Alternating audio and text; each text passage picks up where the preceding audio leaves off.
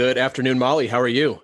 I'm doing well. Thanks for having me, Jason. Yes, I am so excited to have you here, Molly. And I think we're just going to get into it because I have a feeling between you and me, we have a lot to talk about today. And I have a lot of questions I want to ask you. So let's just go ahead and get right into it, Molly. So, love if you would introduce yourself to the audience, who you are, a little bit about maybe what you do, which we'll talk a lot more about later in the episode, and where you are in the world today and how cold you are. How about that? Let's start there. Yes. I'm in St. Louis, Missouri, and anything colder than about 78 degrees is too cold for me. So we are just a little above single digit temperatures today. So it's brutal for me. I'm definitely a sunshine person. Would love to be in Florida or in the Caribbean right now, but we'll make the most of it. It's winter. It's just a season that's preparing us for what is next. Spring will be here before we know it. But I'm excited to be here. As you know, Jason, I had a background in college athletics and spent Yes. about 20 years coaching soccer, and I loved it. And realized at some point in that journey that what I loved the most was developing my players as people. And unfortunately, in the world of college athletics, that's a small part of your job description. It's a lot of recruiting and fundraising and admissions meetings and compliance meetings and budget meetings. And I really hit a point where I thought there's got to be a way I can do the one thing I love, which is helping people develop. And so I spent some time during my college career really testing out some things, becoming really experiential in my work with student athletes and developing them as leaders and being intentional about our culture and just trying to figure out, does this stuff really matter? I mean, if you go to the bookstore, you see a lot of books that talk about these things, but I wanted to know tangibly, does this stuff matter with a group? And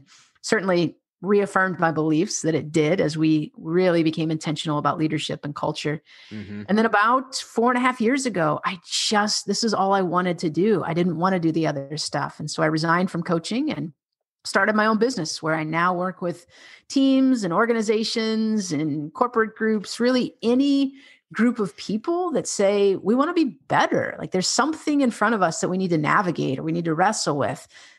So that we can have a healthier environment. And so my work is highly experiential. It's very hands-on. I love that. Rarely do I come in and lecture. I don't come in as the expert with lots of answers. I'm coming in with questions and tools and processes and helping people unpack whatever's going on in that group so that they can be better. That's awesome, Molly. Like a true coach. Yes. Like a true coach. I was funny. You lost me when you said a bunch of things about a bunch of bureaucratic meetings, and then you immediately hooked me again, and you said, "Oh, and then I really want to focus on leadership." I'm being facetious. Yes. I was listening to it all, but I also am like, bureaucratic meetings are kind of my seventh level of hell. Yes. So I can imagine I can imagine that around that, it is frustrating. And I don't know if it's like this in all sports. I played sports. I love sports. And I've coached like Little League baseball, but I've never done any coaching at any sort of higher level, but I wouldn't imagine that most coaches get into it to deal with those things. Like they actually want to develop teams and win and see people succeed. And then you end up with all this other stuff on the side that quite frankly sounds really exhausting. It was, not only did I have to sit through those meetings, but then I had to figure out, now, how do I recharge so that I can go back and be good for my team? It was really tough when you'd sit through a 2-hour compliance meeting and then walk out to practice and realize I'm not at my best right now. Like, even though this is where I want to be and these are the people that I love, I've been depleted and have to figure out, how do I recharge pretty quickly before I'm in front of the people that I care about? Yeah. Well, that's cool. I know we're gonna catch up a lot more on this throughout the episode as I ask you some questions that should not be a surprise, but I think I'll be surprised by your answers, and maybe I'll throw a couple extra things in. Maybe we'll do some live improv here today, Molly. We'll see. I love it. We'll see. I figured you would. All right, so let's get right into it, and let's talk. Or let me ask you first things first. What's something that you nerd out about? Personality assessments, easily. Like, I knew that about you.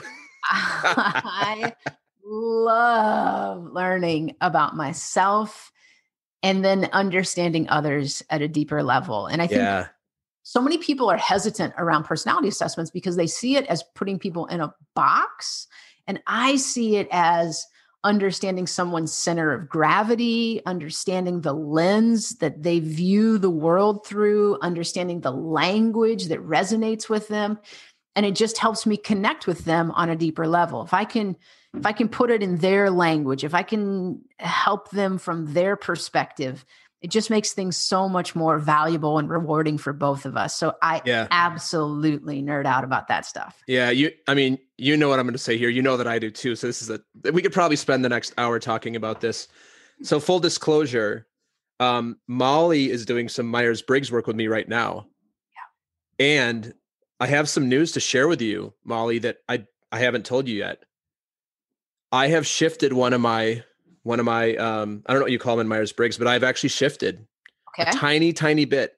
Okay. I have shifted from an S to an N, and I'm very excited about that because I am much more interested in leaning into that part of who I am than I am in like having to know the answers or like this. I think the S in sensing is a lot more about the data and having the facts to be able to do things. Is in my understanding to it. Yep. And I'm very excited. And the N is more intuitive, which is really something that I'm working on. So when I saw that, I'm like, oh, I can't wait to talk to Molly about this. So yeah, full disclosure. And I just want to give you a little plug. This is something that if anybody's interested in, taking a Myers-Briggs and getting some one-on-one time with Molly, that's something that's one of the many things you offer. It's funny. I was thinking about the personality things and I hear that too. So you and I have talked, I do disc work, right? So I'm certified in disc and I do that for companies. And you hear like, oh, I want to be pigeonholed. I don't like assessments. I'm like, it doesn't mean that this is the truth of who you are.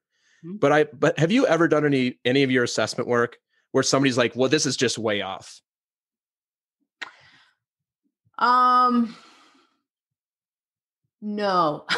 I think the only time I hear that is when someone walks into the room with that mindset, like this isn't going to apply to me. This won't work. And so there's a defensiveness when they walk into the room or while they're taking the assessment, they're so defensive about it that they're not able to answer the questions honestly. And then the information comes back incorrectly. And so that's very rare.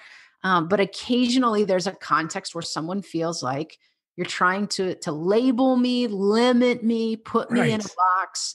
And that's not it at all. I find it very freeing when I know more about myself. Like that's why that pushes my buttons. And that's why that exhausts me. And that's why that relationship with my colleague was tense or difficult because we were wired so differently. So when I know that about myself and know that about others, it feels more freeing than limiting to me. But most of the time, if you'll go into it with just a blank slate, you're going to learn so much about yourself. So much. Yeah. I mean, and I don't remember who said it, but isn't it to know thyself as to know God?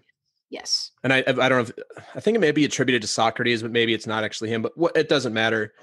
But I'm with you, like we're on the same page with this. And, I'm obviously have a bit of bias because this is the kind of work I do as well, but I love it. What is your favorite assessment? If you had to choose one to give to somebody, what's your go-to? Well, I'm obviously I'm certified in Myers-Briggs. So I know that at a really deep level. And I feel like I've done my kind of academic work to be knowledgeable in Myers-Briggs. But I'll tell you what is life-giving for me right now is the Enneagram. I keep hearing about it. Oh, Jason, it's a very different process for me. Like with Myers-Briggs, I'm an INTJ. I would carry the INTJ flag. Like, yes, I'm proud of it. This is who I am. I love being an INTJ. My experience with the Enneagram has been a little bit more like it's a punch in the face. Like here's some hard stuff you need to know about you. And here's things that you do. And when I ultimately figured out what I was on the Enneagram, it was this kind of polarizing feeling of, yes, that's me. And, oh no, that's me. I was with some friends this couple weekends ago, and their entire family has had COVID. They've been vaccinated. So it's like their own little COVID bubble. And I was able to go spend some time with them. And the wife is one of my best friends. And so she and her husband wanted to talk about the Enneagram, and we kind of figured out what they were. And they both had that same experience of like, yep, that's me. And oh shoot, I've got some things to work on. So I highly encourage people, if they're interested in just learning more about themselves, check out the Enneagram. It's a different process, but it's been really, really life-giving for me. Yeah, I'm going to go back and revisit the Enneagram because I've done it. I did it a while ago. I'm going to ask you after the episode for a recommendation on which one you think is the best Okay. one, because there's a lot of them out there. Yep. All right. And like I said, we could geek out on this for the rest of the show, but I'm going to move on because I think we'd be losing listeners if that's all we were talking about. Maybe some people are like, oh, this is really good. I want to hear for the next hour about personality and workplace assessments. But you can reach out to Molly or myself individually, and we will talk to you all day about it. Yes, all day. All day. All right. So Molly, what is something that is inside of your comfort zone that's going to be outside of somebody else's? I probably in the last 10 years have really, really embraced this idea of doing my own interpersonal work. And I first came across that work with Parker Palmer in the Center for Courage and Renewal, and doing some deep dive type retreats where I'm working on me with other people who are working on themselves. And it has been, again, I use the phrase life-giving, but I love learning about myself. And so part of my own growth curve has been to realize not everyone is ready to jump into the deep end of that pool yet. And so for me as a facilitator, developing some tools and processes that kind of move people in that direction and honor their own process, because I'm all about that deep interpersonal work right now, and learning that that's not where everyone else is at this stage in their journey. Yeah. Yep. Another thing that we agree on. This is why we are. This is why we have a lot in common. I will say I don't know if this has been your experience. I have gone through a tremendous amount of transformation in the last 2.5, 3 years, I guess. It's not always pretty. No. You get to look at like, oh, this is why I'm a therapist. This is why I'm a coach. Oh, there's some stuff about me that I've never really thought about or looked at before. So yeah, but for me, it's really been worth taking a look and coming out on the other side. But then I don't know if this has been your experience. I'd love to hear about it, how it's gone for you. But for me, I feel like I'm okay, cool. I've had like a breakthrough. I've like seen this thing and I'm, like I'm moving on. And then it's like, oh wait, there's the next thing that I don't really want to look at. So how's that gone for you? Yeah, it's the same thing. It's kind of like once you open up that space, you start discovering things left and right. And I think for me, part of that journey has been, I learned something about myself, but then I have to learn how does that impact others. And there's definitely some that can be hard to wrestle with. Like, oh wow, when I do that, it impacts people in this way. And thinking about, I'm learning about me, but I'm learning about how I influence and impact others in the process. And that can be some hard stuff to wrestle with, because it's not like we just have an on-off switch. Well, I'll just stop doing that. Well, no, that's kind of how I'm wired. That's how I show up in the world. So how do I honor who I am, honor what I'm learning about myself, and try to make some shifts and adjustments in ways that those behaviors may not harm people in the way they have in the past. Yeah. So the opposite of this question, which the opposite of this question is, what about something that is just outside of your comfort zone that's going to be inside of somebody else's? Yeah, I think I'm really purposeful about developing deep one-on-one relationships. And that's where I will share kind of my life and my journey. I am not someone that can just walk into a room and say, here's everything you need to know about me. And yet, as I know things about, personality assessments, there are people who can share who they are with a large number of people. And that is not in my comfort zone. Certainly as people get to know me and develop deep relationships, those boundaries start to shift a little bit, but I can absolutely be guarded in that process of getting to know people and figuring out, is this someone I trust with my story, before I just walk in and hand that over to other people. Yeah, it's a really good example, Molly. I would be somebody that's inside my comfort zone. I wouldn't say I'm an open book, but I am definitely someone who, and you probably saw this in my Myers-Briggs, I'm a complete extrovert, like all the way out. So Yes. for me, the way I live the world, the way I garner energy, the way I like to express myself is through people and being with people. So for me, I'm kind of an open book and I have almost no fear of it. There's some things that I'm not just going to go to a random group of people like share like really personal things. But if somebody asks me, which, hint, hint, you're going to get a chance to ask me whatever you want here and I will answer it for the podcast. It's actually true. Like most people, they're like, hey, like, tell me about this or tell me about that, or what's your thing? Like I generally have no resistance to that. Yeah. Partially because it serves me, because I'm also an external processor. So I like to talk. I like to express myself with people in a verbal way, which is also why I have a podcast, because I don't like writing either. Like, I don't like writing. So what do I like to do? I like to talk to people and listen and be curious and ask questions and, probably speak a little too much for myself, which I might be doing right now. So, I totally get that too. And that's, I want to say that, I don't know if you've heard this before, but for somebody like me, and this isn't about you at all, Molly, this is more a general experience, is that because that's so in my comfort zone, I don't always know what to do with somebody that's not quite as open. And it sometimes feel like, oh, is it personal? What comes up for me is like, oh, am I too much? Am I being too much? Am I too open? Does this turn people off? It's interesting that you say you're too much, because I would say my fear in that same situation is, am I enough? Yeah, that's so fascinating. So we could experience that exact same moment in two very, very different ways. Yeah. So the way we could easily fix that is like, hey, Molly, am I too much? And you're like, not at all. Am I not enough? I'm like, nope, this is great. And then you're like, okay. Right. And then we're good. I think this is actually probably like, if we elevate this conversation into just like what the world could use, is just a little more upfront of like, hey, this is how I feel. Is this actually how it's landing? And most people are probably gonna be like, nope. And you're like, okay, good. Like my fears are just inside. Yes.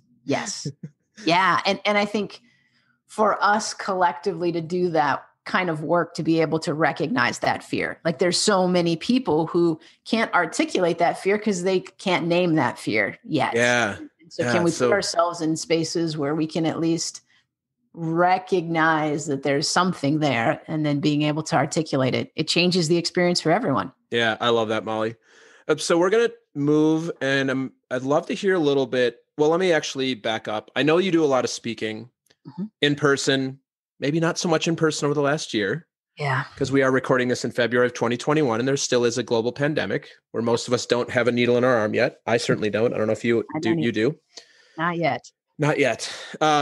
But I know you do a lot of speaking, and I know you do a lot of virtual. You've been, like crushing the virtual game. I see a lot of the stuff on social media. So I know you do a lot of speeches. If I gave you 5 minutes to give your speech, this is the speech of a lifetime, and everybody in the world gets to hear your message, what would you talk about, and what would be your call to action at the end of that speech? Yeah, I mean, if I had 5 minutes, I think the core theme would be understanding the significance of your own influence and thinking about that both internally. So how do I understand what my influence is? And then how do I understand the impact of that influence on others and in the world? And I think there are just so many people who just wake up every day going through the motions, not realizing the impact and the influence they have in the world. And we say the world and we think global, but it does start very small. What are my daily interactions with people that are in my inner circle? And what's that ripple effect look like? How do, if I'm a business owner and I have employees and I think, these are people I just work with 8 hours a day, what's it matter? Well, their experience with me is something they take home, and that impacts their family. And then that has a ripple effect. And so it is something, if we're intentional about our influence, that has a very, very significant ripple effect. It isn't just the people that we're in contact with, but it's the people that they're in contact with and that they're in contact with. It does roll out from there. And I don't think we spend enough time thinking about, what is my influence on others in the world?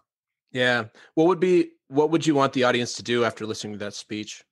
Yeah, I think it would be an invitation to do that interpersonal work to understand their influence in the world, because I don't think it's something we can just say, me just write down 3 quick bullet points of this is my influence in the world. I think we have to unpack a lot of our stuff to really understand what are my gifts? What are my weaknesses? How do I want to show up? What impact do I have on other people?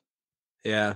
And I certainly love being around people who've done that work. It's very noticeable. They are very cognizant of how they navigate the world and what kind of ripple effect they want to have and what kind of wake they're leaving for others. Is it something people can ride or something people are getting toppled by based on how they navigate the world? Yeah, it's interesting you say this because so Molly and I actually met through a really amazing, we're in a mastermind group together. And when I was considering like, is this something I want to do? For me, that was my filter.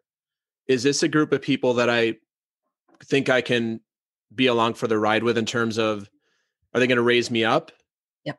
And, turns out I think for me personally, it's been even better than expected. And also the way that we all show up it seems to be really authentic, and you don't always get this in. Yeah. It's not really it's not a networking group at this point because we've been together for a few months. I think there's more vulnerability that's there now. We've kind of felt each other out and everything, but I love being around people who are committed to themselves outside of just like making money or like success. Mm-hmm. And I spent the majority, and the reason I say this, Molly, is I spent the majority of my career not like this. Mm-hmm. And now it is so much more fun. Like I spend a significant amount of my time with my clients. So my clients, by definition, they're paying me to be with them and coach them. So by definition, they're into development work. I spend a lot of time with coaches as I, help lead a coach training program. So I spend a lot of time with other coaches doing the work. And I spend a lot of time with people like you and masterminds and other groups that I'm in that are actually committed to this. And it's such a huge difference. Yeah. And I don't know if I do a lot of networking, and I don't know if you've noticed this. Do you do a lot of networking? Well, that's hard to answer in thinking about this last year. Like I have not really been around a lot of people. I would say networking in general is important in the work we do, but it's not my skill. It's not my strength. Mm-hmm. Like in the Strengths Finder assessment, the winning others over is dead last for me. Is it really? Yes. Dead last. So I do go to networking events, but it's a drainer for me, for sure. Guess where woo is on my Strengths Finder? Is it in your top 10? Oh, yes. I'll give you a hint. It's in my top 2. Wow. It's my number 2. My number 1 is competition.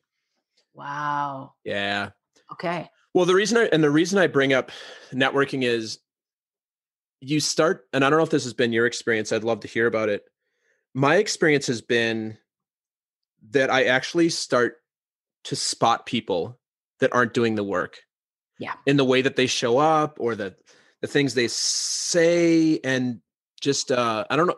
And I hate to say this because I know it's judgmental, and I'm, it's not that I'm right about this all the time, but you can just kind of tell sometimes, and like, is this person doing their own work on themselves, or are they coming in and just, it's almost like in coaching, we call this like a being thing. It's not the things you do. It's like the being you bring to a podcast or to your speeches, or the being of coach, right? When you're coaching athletes, what is the being you're bringing to them? And you can start to see this in people.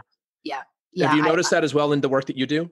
Yeah. It almost feels like another lens that I've been able to put on, and like it's like magic glasses, but it has become at this stage in my life much clearer of who's doing that work and who isn't. And I think the ones that aren't, with great intentions, often do a lot of harm to people because they haven't done that work themselves to understand how they're showing up in the world. And so they show up with energy and excitement and enthusiasm and do some damage in the process. Yep. And I think it's becoming clearer to me. You're either doing it or you're not doing it. And we often use the past tense, like I've done the work, but it's never really done. It's once you start that journey, it is a continual ongoing process. I don't know anyone who said like, yeah, I did a lot of work on myself and I'm done and I've stopped. And you just don't know. There is no on off switch for that. That's right.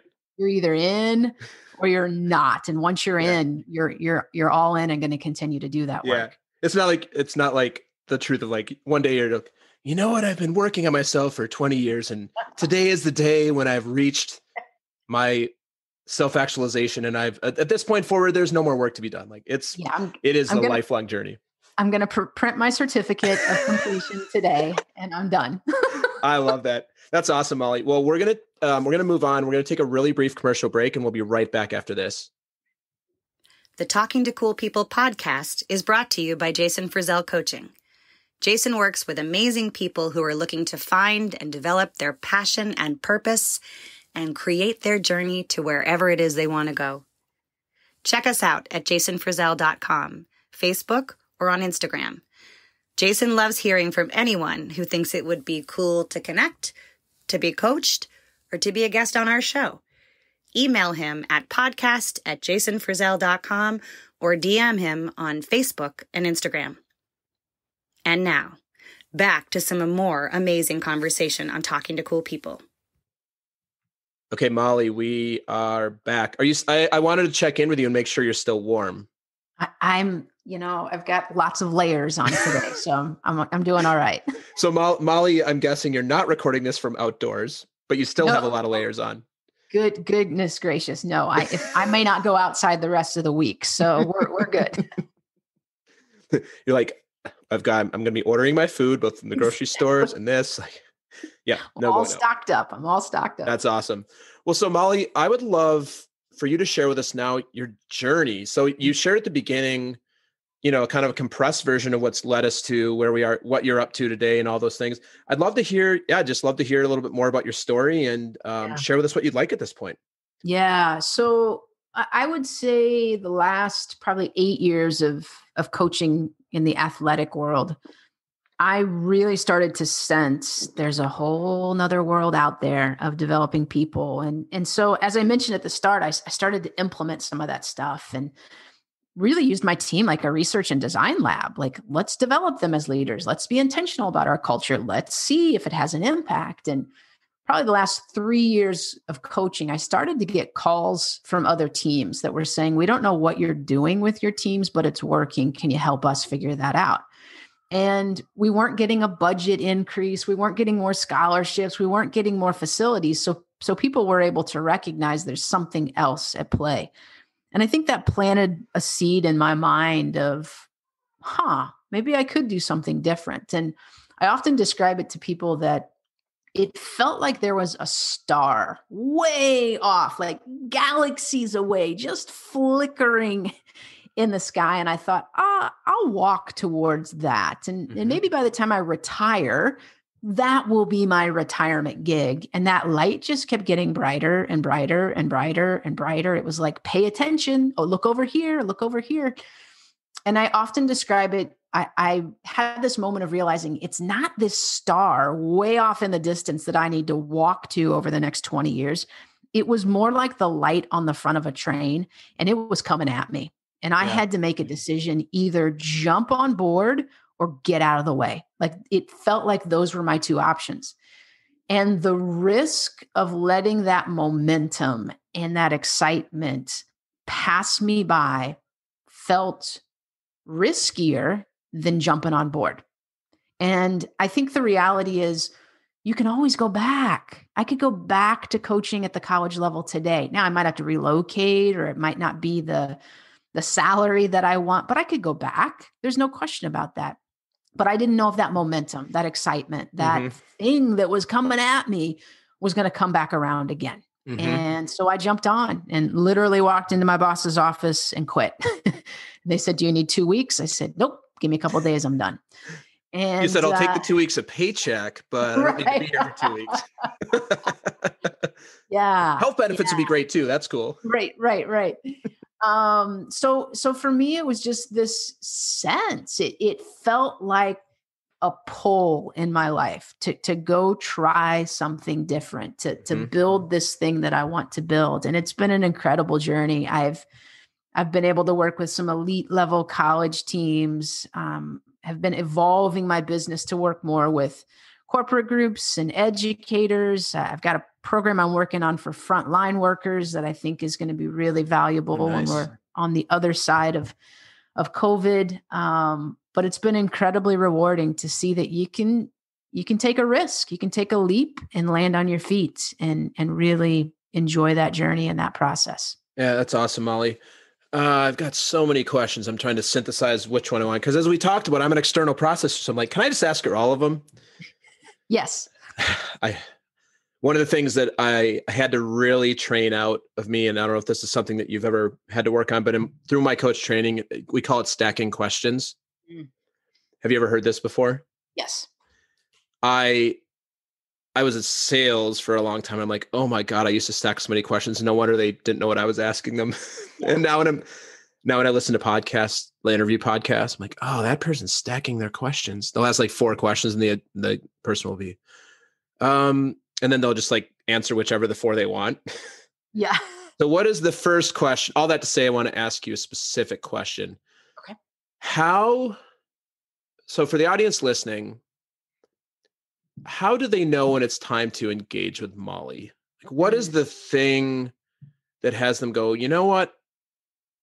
We need something like this. What is generally the kind of the genesis or the catalyst for them to reach out to you or see a value in engaging with you and, one of the many things you do? Yeah. As I think about like maybe my ideal client, mm-hmm. There are 3 things that I would say come to mind right away. And it typically starts with the leader, whether that's the head coach of an athletic team or the CEO of a corporate group or the principal of a school. But there's some acknowledgement that something is off. Something is not as good as it could be. Something needs to be addressed. And oftentimes those leaders don't even know what it is, but there's like a sense of awareness that, yeah, we need to do something about this, whatever mm-hmm. this is. So I think that's the first step. They know something's broken. Mm-hmm. I think the second step is they believe it can be fixed, even if they don't know what it is, but there's some sort of hope of, I think we can do something about this. And then the third, I think, is that leader wants to be a part of the process. And occasionally mm-hmm. I'll get a call from a leader who says, the ship is sinking. I need you to come in and fix it. I'll be on vacation for the next month. Good luck. Like, no, that's not going to work. Like, yeah, no, you've got to be a part of that process. And the most successful groups that I've worked with are the ones where the leaders are willing to walk into a room and hand it over to a neutral facilitator. Yeah. I have zero stake in someone's employment contract or their mm-hmm. job title or their scholarship or their playing time, whatever.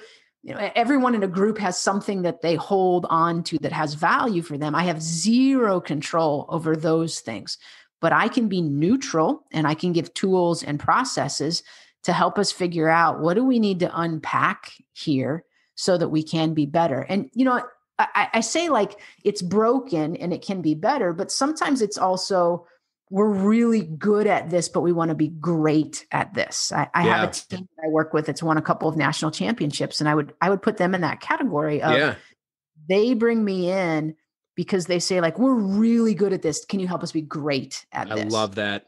I love that so much. Yeah. I run into this a lot too. And I know you are a coach and you do a lot of coaching work and facilitation, but it's like we do different types of work, but it's in the same field. Yeah. There's this context from certain people that something has to be drastically wrong right. in order to like call the person who's going to fix it. And like all of my ideal clients and the people I'm very fortunate. And I think you probably are too. You probably get to work with most of your clients probably are ideal, maybe not all of them. Yeah. But it's been kind of my experience. You kind of attract your ideal clients if you have a standard for saying yes to working with somebody. Mm-hmm. My ideal client is similar to yours in that there might be something that can be improved, but they don't relate to it as like it's broken or it's fixed. And they're willing to put their ego aside and say, hey, you know what? I'm just one person here. And maybe it's hiring Jason. Maybe it's having Molly come in. Maybe it's getting a therapist, but like actually like not doing it alone makes all the difference. And this goes back to the development work. Yeah. It's, for me, like, yes, there's a lot of internal work, but at some point you just run out of like your own ability to do work on yourself without some sort of support around you. Yeah. So I love that. Yeah. The thing that I heard too, and what you're sharing is your ideal client has to be willing to put their ego aside. Yep. Yeah. Yeah, for sure. For sure. Like, let's sit down in a circle, not really sure what's going to happen today, and let's go for it. Let's go for it. Because, I would say the last few months I've been working with a lot of educators and a lot of schools and doing some work online. And that's usually a call from a principal who says, my teachers are on empty. They're empty. They have nothing left to give. Can you help? And so to me, that's not my teachers are broken, although I think we could use that word right now for teachers. Like we have put them in an environment where like how we're training them for years to teach face-to-face and to build relationships with students. And then we just flip a switch and say, okay, now do all that remotely. And maybe do both at the same time. Like half your kids are going to be at home. Like it's just, we've set them up for failure in many, many ways. Agreed. And so it's rewarding for me when I get a phone call from a principal who just says, they're just on empty. Can you just help refill their cups? And so that's not this is broken, it has to be better. It's, I got to take care of my people. Like this could be better for my people. And if we can refill their cups, and if I can be a part of that process, then we're all going to be better. Yeah. That's awesome, Molly. Well, congratulations on, taking the leap and doing your own thing.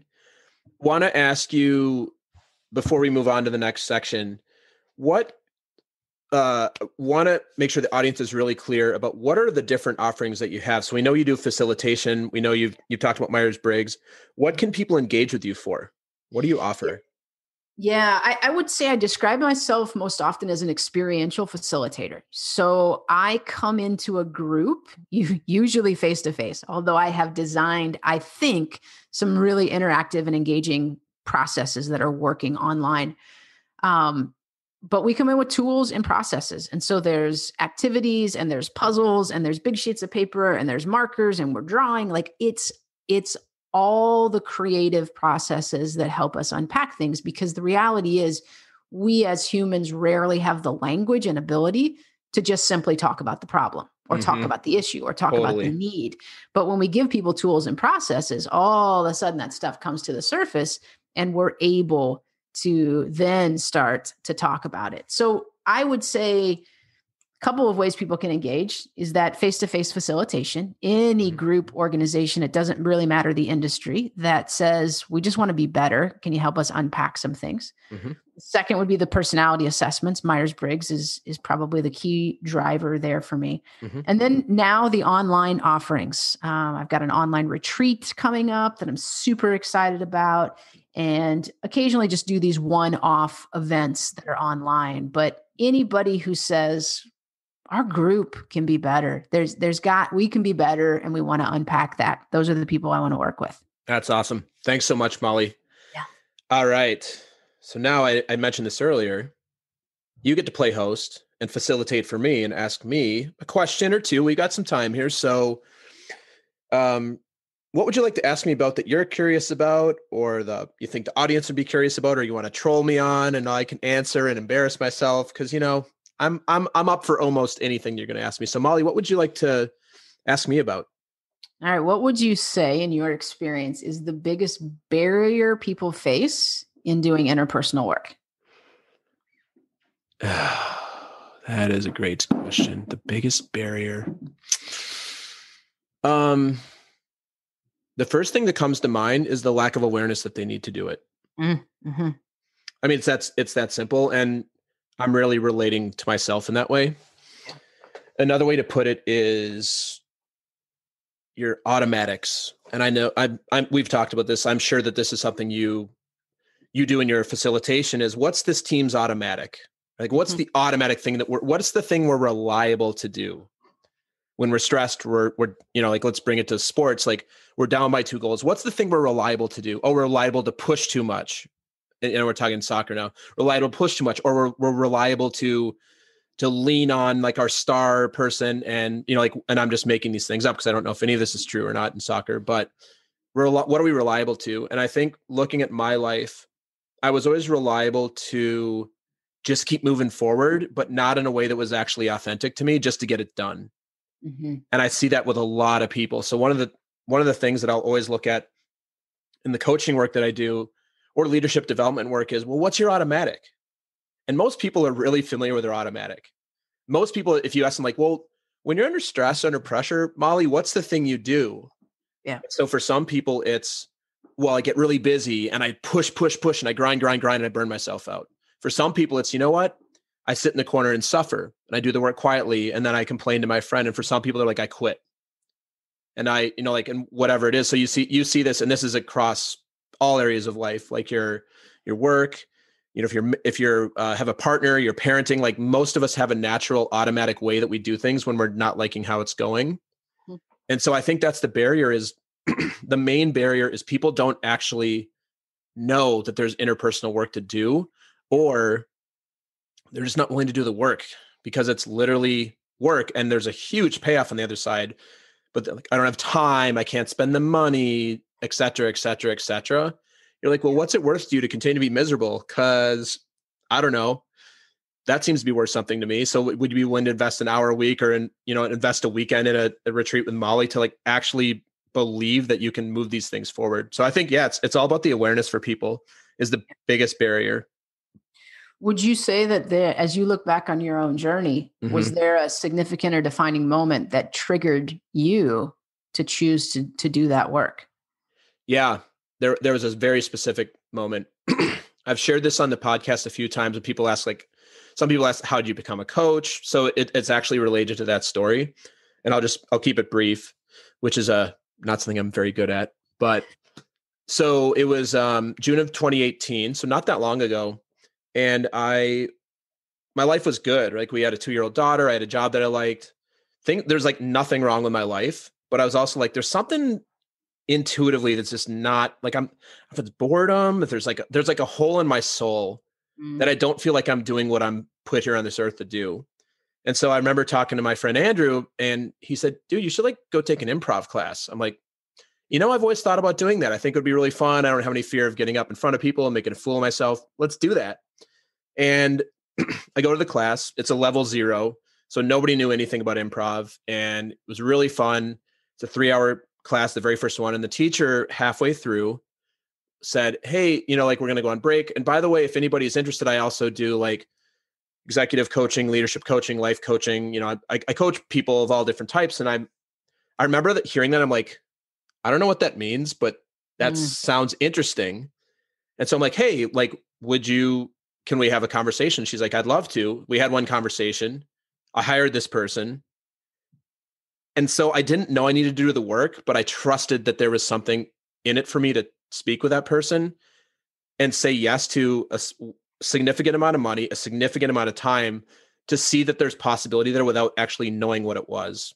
So for me, that was my catalyst of actually, and looking back, it was a breakthrough for me to trust. And this is where like the N comes in the Myers-Briggs is practicing like, like I can't exactly explain to you why I'm spending this money, but I see something in it and maybe I don't need to know.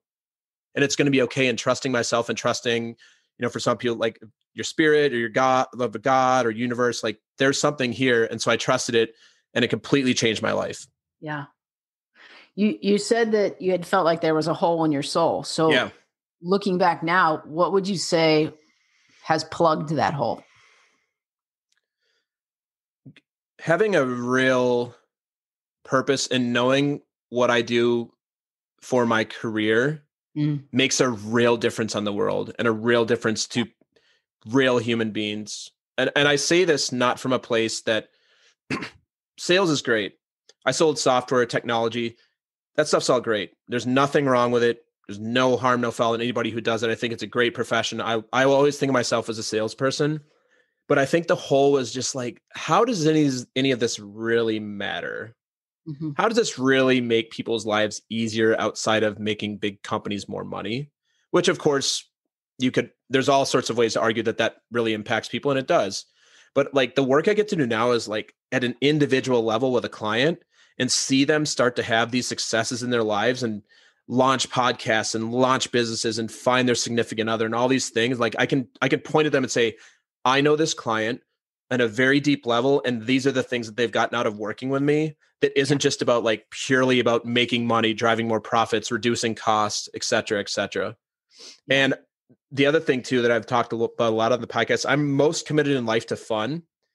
Have a lot more fun. Yeah. Have a lot more fun with what I do every day. So yeah, that was what was missing. Yeah. Awesome. Thanks for sharing that. Yeah. Thanks so much, Molly. It's great questions. I like the introspective questions to make me think. And now you're probably a better interviewer than me. So I feel like I have a bit of imposter syndrome where I should probably take the microphone back before you definitely prove me and prove it right to the audience. I think you're doing all right. I'm doing all right. Okay. All right. All right. Thank you, Molly. All right. Let's bring it back to you. So what are you passionate about? Personal growth, for sure. For sure. And I think I'm at a stage in my life of really wanting to surround myself with other people who are intentional about their growth path. I think there were probably stages in my life where I was almost like recruiting others, come join the growth path. And they're like, yeah, no.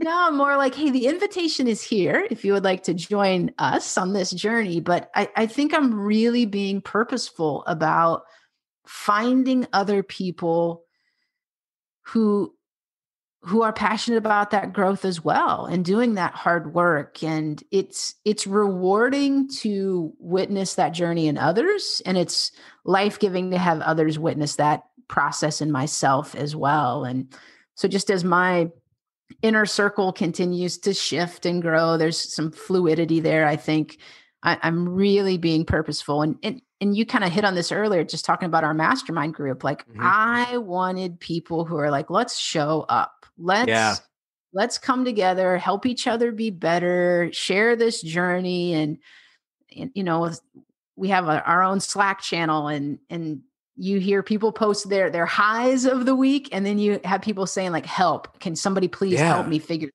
out? I love that. It's rewarding to have both of those. And so I'm really being intentional about including people in my life that want that growth, because it's contagious. You know, when you're around that and you see that, it just makes me want to be better and me want to continue that journey as well. And I can't say that every stage of my life has been that way, but I am definitely being intentional about that right now. Yeah. And this is something for me that's exactly the same.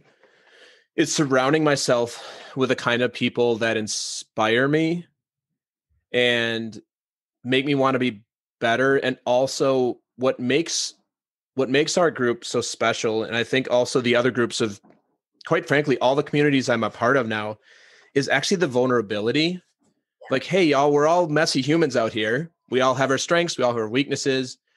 And this goes back to the networking thing. You run to these networking meetings where people they're like, you know, I'm like, their business is the best business on the planet. I'm like, you wouldn't be in this networking meeting if you had a $1 billion business. So like, let's just call it what it is.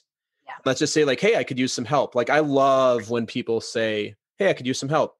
Yeah. Molly, hey, Molly, I could use some help from you. Would you be willing to look at this? Would you be willing to look at that? How do you, outside of the spaces that you choose to be a part of, do you have any other sort of filters or things that you look for that has you go, that's a person that I want to connect and get to know more better? And I'm kind of bringing this back to what you said earlier about that's outside your comfort zone. Because my experience of you, because I've met you in a group, you share some, you're not the most talkative person, but then when I feel like you and I could probably talk for hours on an individual basis until you get tired of my energy and you're like, I'm tired. I got to go and charge up myself as an I. What's your filter? What's your filter for determining if somebody's like, hey, I want to invest in that person. I want to invest time, energy, get to know them, et cetera. Yeah, I think I would say that psychological safety is really high on my list. And I think I have a pretty good radar of that. Like that clicks pretty quickly for me. But if I feel like, okay, this is this is someone that feels psychologically safe. And to just give some definition to that, to me, that is, you can ask, you can admit that you don't know something. You can admit a mistake. You can ask for help. You can say, I don't know. And you also know there's zero chance of being laughed at or ridiculed or put down. And so when I think about like our mastermind group, one of the things that's so refreshing to me is I have so much respect for everyone in our group. They're all from different industries and different backgrounds and different stages in their career. And yet people will ask questions and I think, oh gosh, I really respect that person. And he doesn't know that answer either. Wow. Okay. So, okay, that's good. Cause I have that same question. I don't know that answer.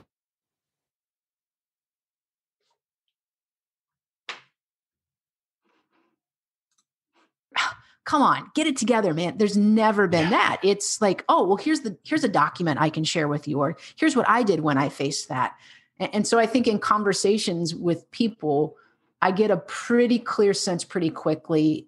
Is this somebody who feels psychologically safe that I can say, I don't know the answer. I don't have any idea how to do that. Let's figure it out together. Those are relationships I enjoy. That makes a ton of sense. I'm curious.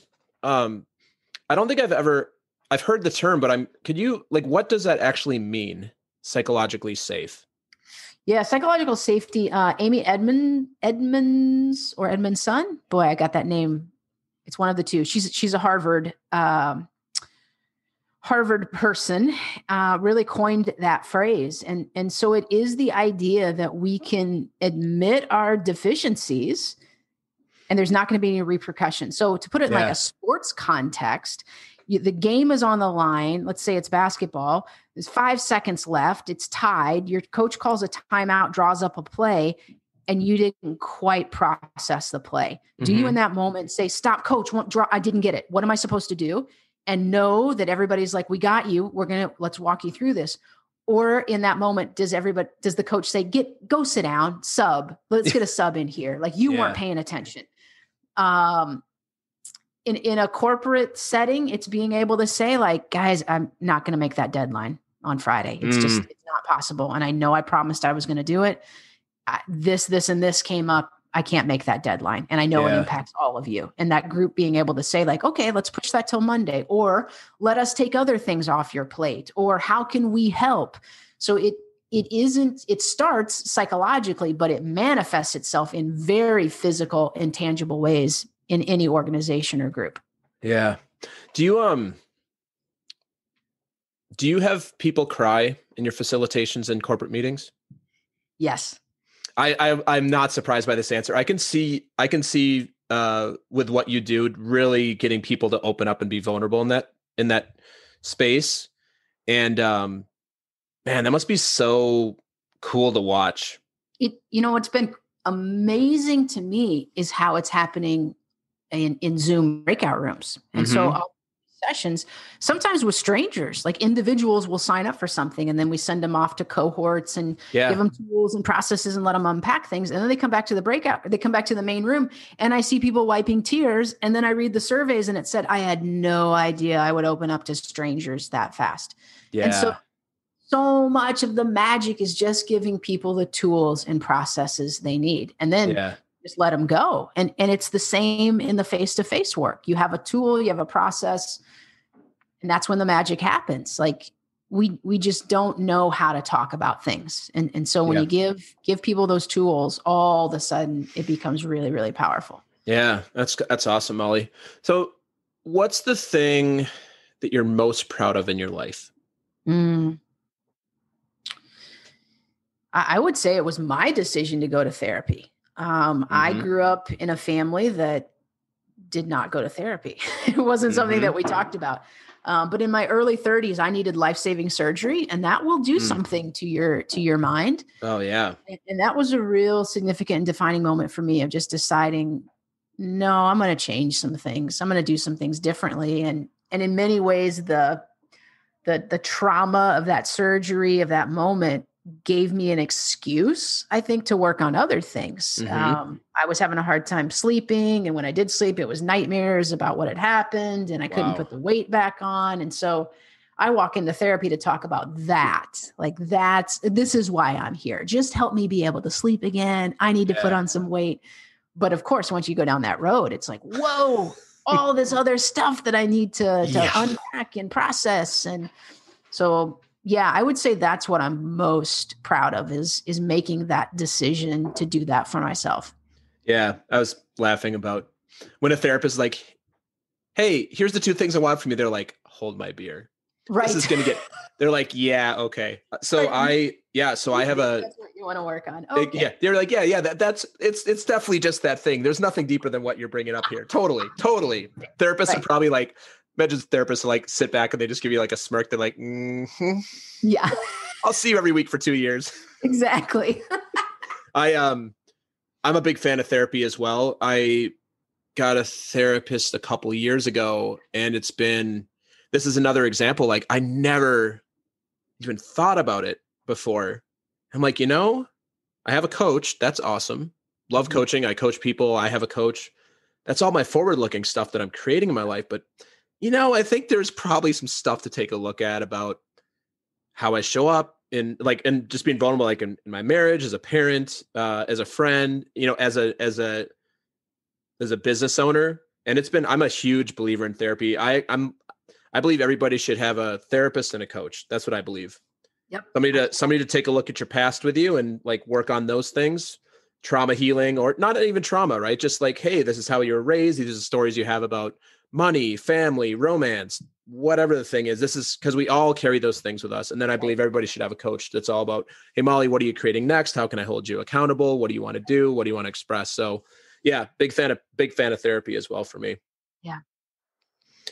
All right, Molly, speaking of therapy, this is my therapy question. This is so perfect.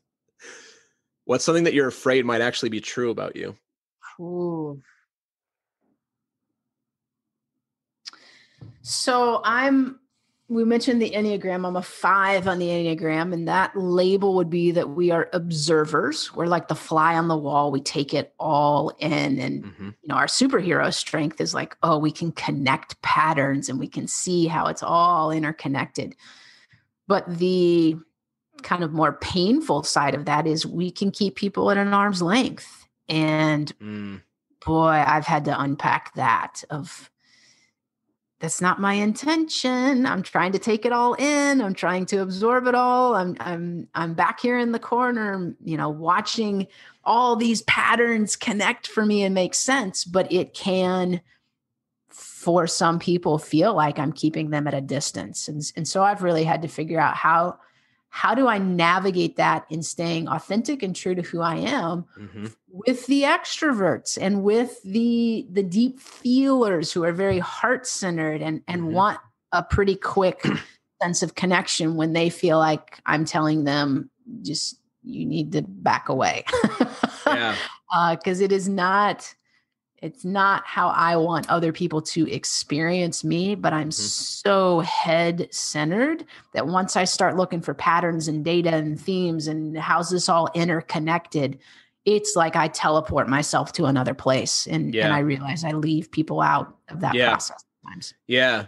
So the second part of this question is, what do you do to compensate for that fear? What do you tactically do? Or like, how do you... And when I say this, my general experience of this is, and everybody on the planet has a thing that they're afraid might actually be true about them. And all of us have a way that we perhaps overcorrect for it. Maybe not everybody, but we have a thing that we generally are. This kind of goes back to your automatics of the thing that you're reliable to do to either prove to the world that this is not true about you, or more likely to prove to yourself internally that it's not true. So what do you do to compensate for that? Yeah, there are 2 things that come to mind right away. One is, for the people that are in my inner circle, those are deep relationships, and not something I take lightly. And maybe to some degree, I'm trying to prove to myself, no, hey, I'm not keeping everybody at a distance. Look at my little inner circle here. I have a huge heart. Trust me, everybody. I'm totally heart-centered. Trust me, people can validate it for me.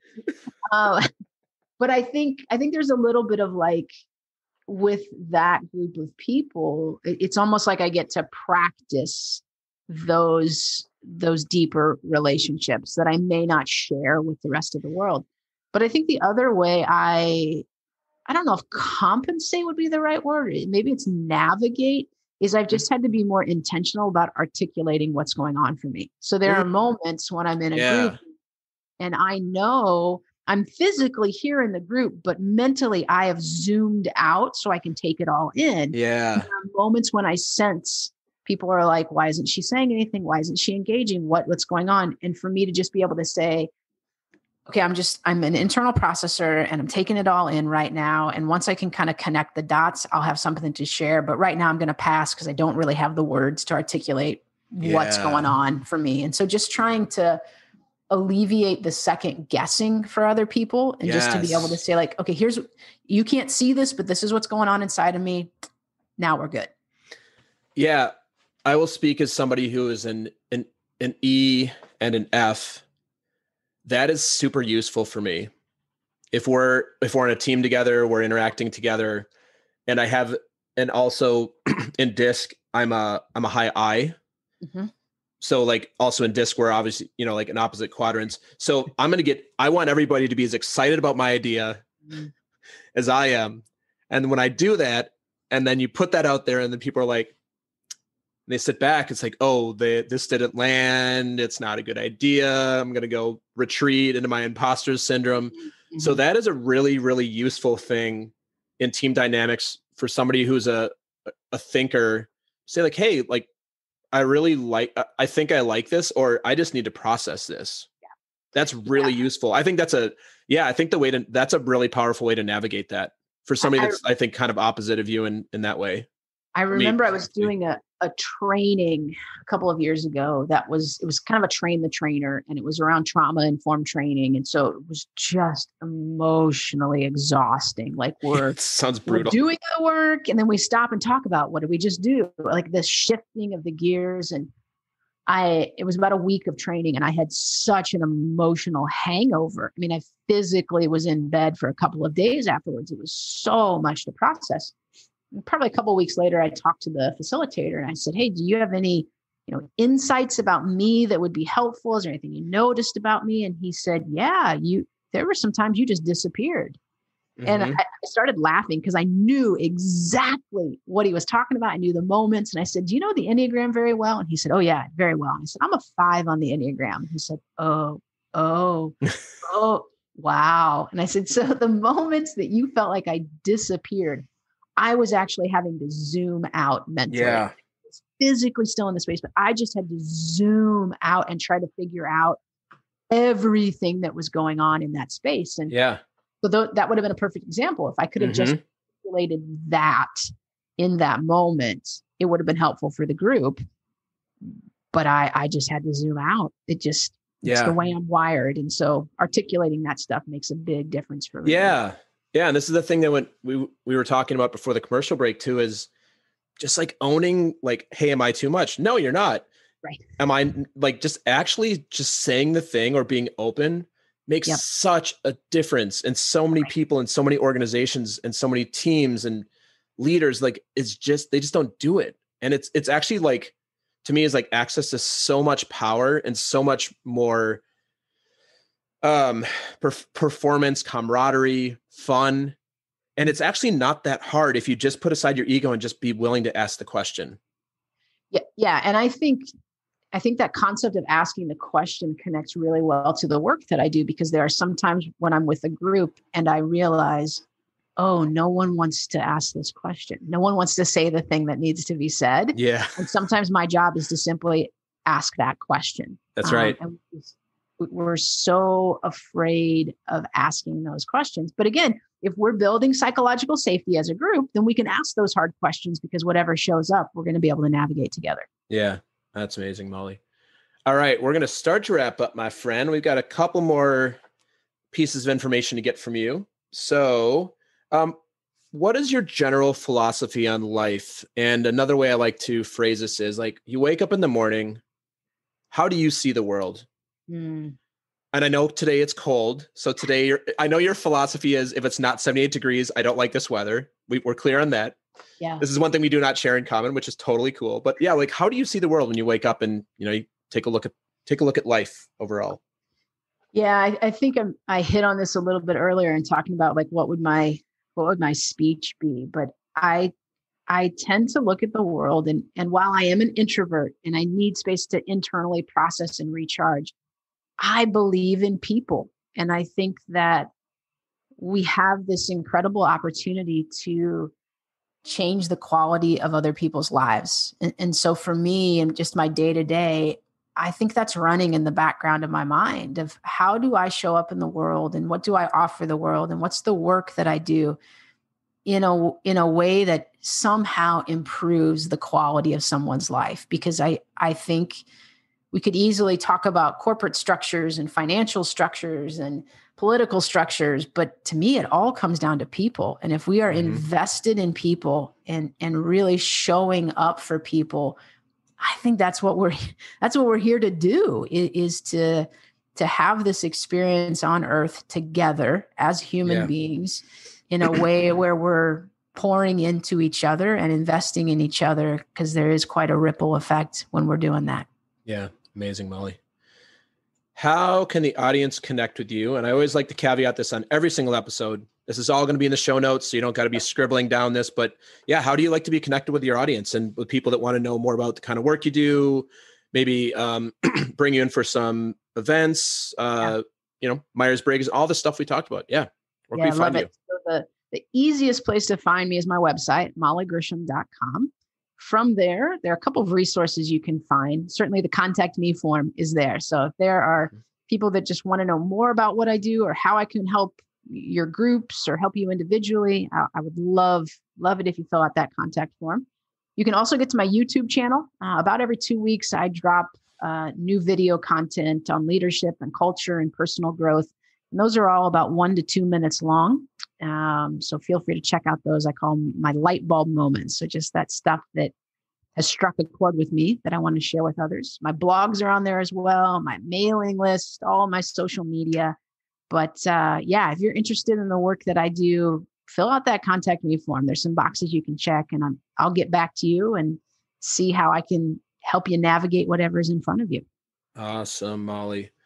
Well, I want to thank you for being on today. It is really good to connect with you in this manner. I was telling Molly before we kicked off that I know you in a group setting. We've had one really great conversation, which led to you being on my show. But one of the great joys of this podcast, and hopefully the audience knows by now, I love doing this podcast, is I get to actually get to know really cool people in real time and record it and then share it out. So I want to thank you for being a phenomenal guest today, bringing your whole self for hanging with an external processor. And I love if we could wrap this up with some words to wisdom from the great Molly Grisham. What do you have for us in terms of words to wisdom that the audience can take away today? I think right now my message is a little bit different. And that is that this last year has been so hard for all of us. And there's no question in my mind that historically, whether it's 10 years or 100 years from now, we'll be able to look at this last year as a season of prolonged trauma. We can say like, we're just working from home or we're just doing remote school, but this has been a season of trauma. And so I really want to encourage people to give themselves some grace and some patience and some willingness to just say like, yeah, I could only work 4 hours today, or I need to take tomorrow off, and to allow yourself that space to navigate a really, really hard time. But also when we are on the other side of this, whatever that looks like, to be intentional about unpacking whatever you've experienced this year, because it is trauma. And if we don't deal with that, trauma is going to show up in some really unhealthy ways. It gets lodged in our bodies, and it just comes out as an attack against other people. And so just want to encourage people right now, give yourself some grace, be patient with yourself and patient with others, but be intentional about how you want to unpack this experience that we've all had this last year, and recognize that while we've all experienced COVID, we've experienced it differently. And there are some people who've had extreme trauma during this year, and we've got to be intentional just collectively about how we're going to unpack that and how we're going to give people tools and processes to to work through this, because there's no question. If we just say, well, COVID's done, we're good to go, Nope. it's really going to show up in some ugly, ugly ways. Yeah. Awesome, Molly. Thank you so much for being on today. And I look forward to continuing our partnership and getting to know each other better. And I can't wait to see all the other things you're going to create. And stay warm. That's the last thing I want to give you. Stay warm. Spring is on the way, and you're actually based in a place that should be warm sooner than later. We have 3 feet of snow where we are. So who knows if we'll ever dig out of this. But yeah, thank you again, Molly. It was really great to have you. Thanks so much for having me. I really enjoyed the conversation. Thanks, Molly. Thanks for listening to another episode of Talking to Cool People with Jason Frizzell. If you enjoyed today's episode, please tell your friends. Follow us on Instagram and Facebook and give us a shout out, or take a moment to leave a review on iTunes. If something from today's episode piqued your interest and you'd like to connect, email us at podcast@jasonfrizzell.com. We love hearing from our listeners because you're cool people too.